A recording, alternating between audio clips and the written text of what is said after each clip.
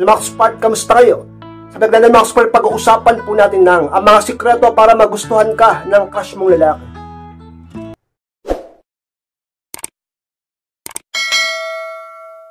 At kung handa na kayong lahat ay magsuna po tayo, at muli, be inspired!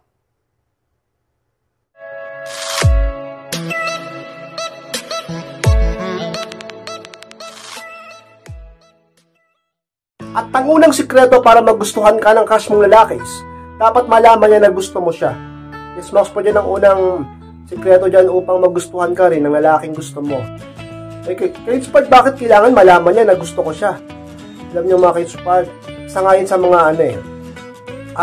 sikreto para sa kalaunan ay maaaring magagusto sa'yo yung lalaki or posibleng magagusto sa'yo yung nagugustuhan mo.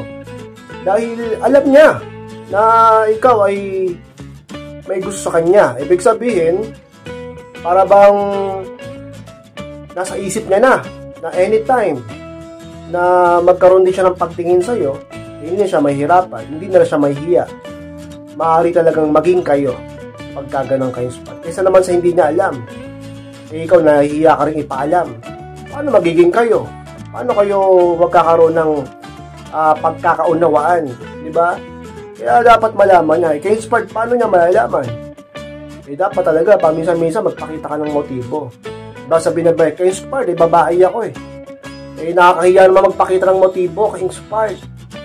Alam niyo mga ka-inspired, kung gusto mo na maging kayo ng crush mong lalaki, tapos yung lalaki na yun, para namang hindi ka na masyadong napapansin, yung lalaki na yun, para bang feeling mo napakataas sa'yo, or hindi ka niya masyadong nagugustuhan, dapat magpakita ka ng kahit papaano pagtingin sa kanya. Paramdam mo, pakita ka ng konting motibo. Ganun talaga ka-inspired. Kailangan talaga yan, dapat talagang malaman na gusto mo siya. Talagang malaking advantage mo yan. Kapag siya ay talaga namang nag-iisip na maghanap ng pwedeng maging kapareha. Lalo na kung ikaw ay maganda naman. Kung ikaw ay sexy naman, kung ikaw ay mabait naman. Kung ikaw ay kaakit-akit naman, ba't ka mahihiyang malaman niya na gusto mo siya? Alay mo, gusto ka rin pala niya. Diba? Ka-inspire sa mga sikreto. Pwede mong gawin upang ang isang lalaki ay maaaring maggusto rin sa'yo. Dapat malaman niya na gusto mo siya, ka-inspire. At ang pangalawang sikreto mga ka-inspire para magustuhan ka ng crush mong lalaki, huwag ipakita na sobrang gusto mo siya ng pangalawa, ka-inspire. Oo, sinabi ko na dapat nang malaman na gusto mo siya. Pero dapat ka-inspired, hindi mo ipakita na sobrang gusto mo siya. Ganun lang yon. Okay na yung alam niya na meron kang pagtingin sa kanya. Pero wag mo namang ipakita, iparamdam masyado. Masyado kang obvious na patay ka sa kanya, baliw na baliw ka sa kanya. Sobrang gusto mo siya. Sobrang in love ka sa kanya, wag ganun. Ipaalam mo lang. Pero pigilan mo yung sarili mo.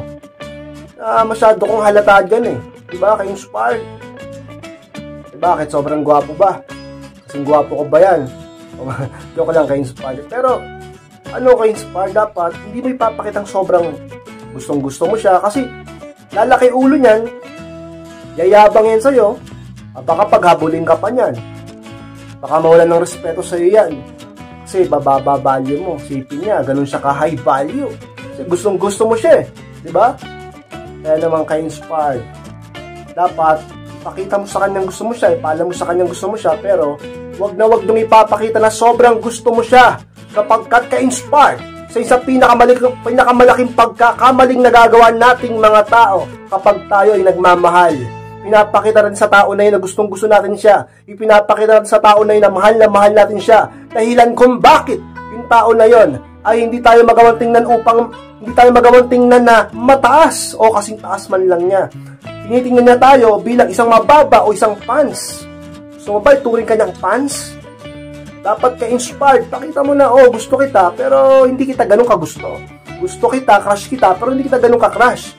Mahal kita, may nararamdaman ako sa'yo, pero hindi ako baliw sa'yo. Dapat ganun ka-inspired. Sa isang mga sikreto upang ang crush mong lalaki ay posibleng magkagusto sa'yo. Huwag mong ipakitang sobrang gusto mo siya. Ka-inspired.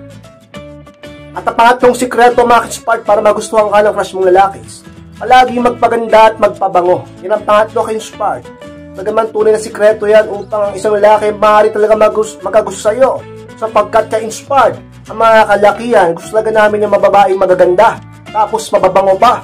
Kapag ka naging ganyan ka at consistent ka naging ganyan, malamang sa malamang ay mapansin ka niya at ma-attract yan sa iyo. Magke-create yan ng attraction. Yung amoy mo, yung ganda mo, kaseksyan mo, lahat. Kaya dapat lagi kang mag-ayos. Kapag may nagugustuhan ka, magpaganda ka. Pag pag umiibig ka, dapat ayusin mo yung sarili mo. Gawin mong kagusto-gusto yung sarili mo. Diba? Eh yung iba sa inyo, ang taas pa naman ng standard. Gusto, ganito, ganyan. Ganito yung itsura, ganito yung ano. Pero siya naman mismo sa sarili niya, di naman nag-aayos. Gusto ng pogi, di naman nagpapaganda. Gusto na maporma, di man nagpo-forma. Gusto ng lalaki mabango, di naman siya mabango. Kaya dapat mag-self-improve ka, ka-inspired. Upang talaga naman, hindi lang ang mga mandiligaw mo talagang maghabol sa iyo, pati na ang lalaking nagugustuhan mo. Sa isang mga sikreto upang isang lalaki ay maaaring magagusto sa iyo, magkaroon ng interest sa iyo, ma-attract sa iyo, magpaganda ka. Lagi ka dapat mabango, ka-inspired. At ang pang-apat na sikreto, ka-inspired, para magustuhan ka ng crush mo lalaki. Kung nasan siya, hanggat maaari, dapat nandun ka din. Yun ang pang-apat, ka-inspired. Ka-inspired, ganun ba yun?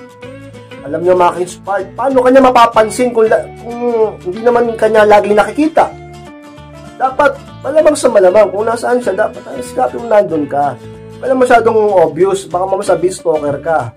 Diba? Kung paano nabalo ka sa kanya. Pero, napakahalaga talaga na dapat, sabihin natin, magkakilala kayo. Kung nahiya ka naman, nahiya ka makipagkilala ka.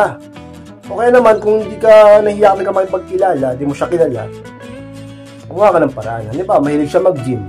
Alamin mo kung saan siya nag-gym, o mag-ano ka rin doon, mag-gym ka rin doon. Araw-araw kanya palagi kanya makikita. Tuwing nandun siya. Dapat talaga lagi kang sa kanya. Lagi kanya nakikita na kanyang mga mata. Eh, sayang naman yung pagpapaganda mo, pagpapasexy mo, kung di ka rin niya makikita. Diba? Ano kanya makikilala kung di naman kayo nakikita? Dapat hanggat maaari kung nasaan siya, sikapin mo nandun ka din. Para malaki ang posibilidad na magkakilala kayo o magkalapit kayong dalawa o ma-develop kayo sa isa't isa. Kung ano yung gusto niya, dapat alamin mo. Kung nasaan siya, dapat sikapin mo nandun ka rin. Ganun talaga ka-inspire. Wala, ikaw crush mo siya, di ba? Hindi naman ikaw yung crush niya eh. Ikaw yung may crush sa kanya. Eh baka sabihin ng iba, baka nagre-reklamo ng iba, nagkagusto ka eh. Gusto mong magustuhan ka rin niya, di ba? Sa mga paraan, kailangan mag-effort ka. Ikaw yung umiibig sa kanya. Saka ka na mag-inarte kapag iniibig ka na din niya. Ka-inspired sa isang mga sikreto upang isang lalaki ay maaaring mapalapit sa iyo, mapansin ka at magkagusto sa iyo, ka-inspired. At ang namang sikreto, mga ka-inspired, para magustuhan ka din ng crush mong lalaki, alamin ang mga gusto at ayaw niya. Yan ang panay, ka-inspired. Talaga naman, palaging sinasabi sa inyo yan. Kapag may nagugustuhan kayo, alamin mo yung gusto at ayaw niya. At totoo yan. Agree ako dyan. Bakit? Sapagkat ka-inspired sa isang mga magiging daan upang ikaw ay mapalapit sa kanya o maging daan para makaiwas ka sa mga bagay na magpapalayo ng loob niya.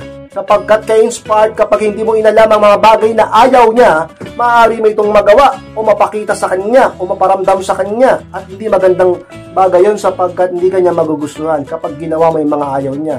Kaya dapat alam mo upang maiwasan mo. At dapat alam mo rin yung mga gusto niya upang ito ang gawin mo upang magustuhan kanya, ka-inspired.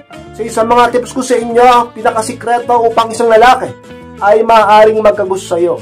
Alamin mo yung mga gusto niya, yun ang gawin mo. Alamin yung mga ayaw niya at huwag mong gawin, ka-inspired. At ang pangalan na bagay ka-inspired na sikreto para ang isang lalaki o ang crush mong lalaki ay maaaring magkagusto sa iyo is maging magaling sa isang bagay. Yan ang pangalan ka-inspired, pinakahuli. O ka-inspired, mapapansin ka ng isang tao, ng isang lalaki o sino man kapag ikaw ay magaling sa isang bagay. Kung gusto mo na mapansin ka ng crush mo, magkaroon siya ng interest sa'yo at makabuo ng attraction, magkagusto sa'yo o ma-inlove pa sa'yo, dapat hangaan ka niya sa isang bagay na magaling ka. Saan ka ba magaling?